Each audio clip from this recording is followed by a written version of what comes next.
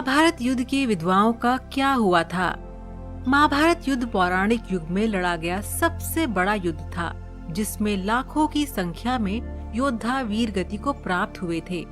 इस युद्ध की विभीषिका ने संपूर्ण भारतवर्ष को लगभग योद्धा विहीन कर दिया था।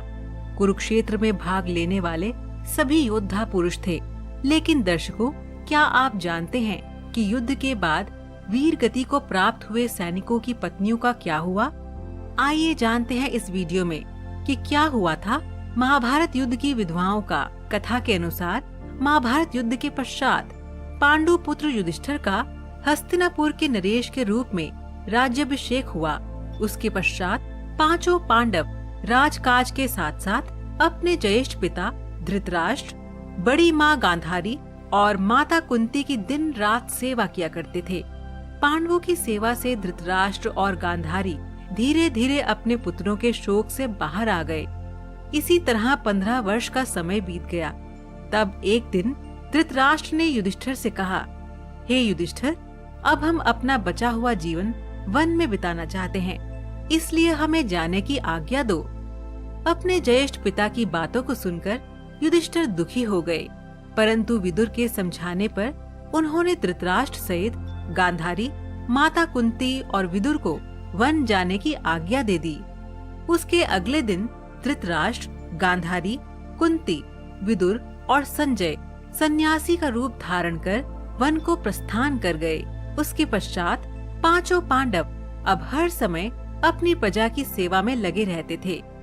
पांडवों की सेवा से हस्तिनापुर की प्रजा तो खुशहाल थी, लेकिन उस युद्ध में विधवा हुई स्त्रियां शोक में अक्सर रोया करती थीं, पर इसका आभास अपने राजा को ना होने देती। कुछ समय पश्चात एक दिन पांडवों में सबसे छोटे सहदेव को माता कुंती से मिलने की इच्छा हुई। सहदेव ने अपनी इच्छा को शेष चारों पांडवों से जाकर कहा। सहदेव की बातें सुनकर शेष तीनों पांडव भीम, अर्जुन, नकुल और उनकी पत्नियों के मन में भी माता कुंती से मिलने की इच्छा जागृत हो उठी। ये देख हस्तिनापुर नरेश युधिष्ठिर ने वन जाने के लिए आवश्यक तैयारियां करने का आदेश दे दिया। अगले दिन पांचों पांडव द्रौपदी के साथ वन की ओर चल पड़े। ये देख हस्तिनापुर के निवासी भी उनके साथ चल पड़े। उन लोगों में वो विधवा स्त्रियां भी थी जिनके पति महाभारत के युद्ध में वीर गति को प्राप्त हुए थे। वन पहुंचकर पांचों पांडव उस आश्रम में गए जहां सभी निवास कर रहे थे। बाकी के हस्तिनापुर निवासी उसी आश्रम के आसपास निवास करने लगे। कुछ दिन के पश्चात एक दिन महर्षि वेदव्यास उस आश्रम में पांडवों से मिलने आए, परंतु वहां महर्षि वेदव्यास ने देखा कि पांडव सहित हस्तिनापुर के सभी निवासी भी युद्ध में मारे गए अपने परिजनों के शोक में डूबे हुए हैं। ये देख महर्षि वेदव्यास ने सभी से कहा कि आप लोग युद्ध में वीर गति को प्राप्त हुए अपने परिजनों का शोक मत करिए। वे सभी स्वर्ग या फिर दूसरे लोकों में सुख पूर्वक निवास कर रहे हैं। वे सभी अपने अपने लोकों में अति प्रसन्न हैं। परंतु महर्षि वेदव्यास के इन कथनों से भी उन लोगों का शोक दूर नहीं हुआ। तब महर्षि वेदव्यास ने सभी से कहा कि अगर आप लोगों को मेरे द्वारा कही गई बातों पर विश्वास नहीं हो रहा है, तो आज रात मैं आप सभी को आपके परिजनों से मिलवाऊंगा। ये सुन पांडवों सहित सभी के चेहरों पर हल्की सी मुस्कान उभर आई। जिस आश्रम के आसपास सभी निवास कर रहे थे, वह गंगा नदी के तट पर स्थित था।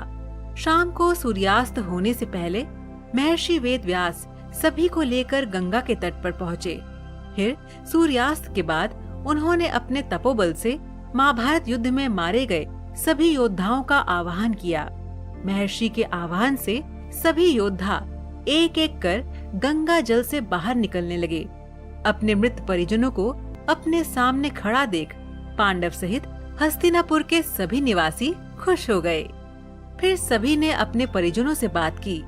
तब जाकर उन्हें विश्वास हुआ कि उनके अपने मृत्यु लोक के सभी कष्टों से मुक्ति पाकर अपने अपने लोकों में प्रसन्नता पूर्वक निवास कर रहे हैं। तत्पश्चात सभी के मन जो अपने परिजनों के लिए शोक व्याप्त था, वह समाप्त हो गया। कुछ समय बाद युद्ध में मारे गए योद्धा एक एक कर गंगा जल में डुबकी लगाकर अदृश्य होने लगे। ये देख महर्षि वेदव्यास ने विधवा स्त्रियों से कहा कि जो स्त्रियां अपने पति के साथ उनके लोग जाना चाहती हैं, वह गंगा के इस पवित्र जल में अपना जीवन त्याग कर जा सकती हैं। महर्षि के इतना कहते ही सभी विधवा स्त्रियों ने गंगा के जल में डुबकी लगाकर अपने जीवन को त्याग दिया और सभी अपने अपने पति के लोग चली गईं। तो दर्शकों, हम उम्मीद करते हैं कि आपको ये वीडियो पसंद आया होगा। जाने से पहले हमारे इस वीडियो को लाइक और शेयर करना ना भूलें और इसी तरह की और ज्ञानवर्धक वीडियोस देखने के लिए हमारे चैनल को सब्सक्राइब करना ना भूलें। धन्यवाद।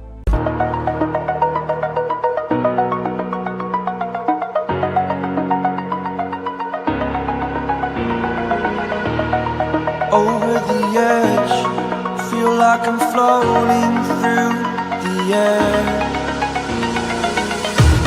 The pain I felt is paid for, all is said and done.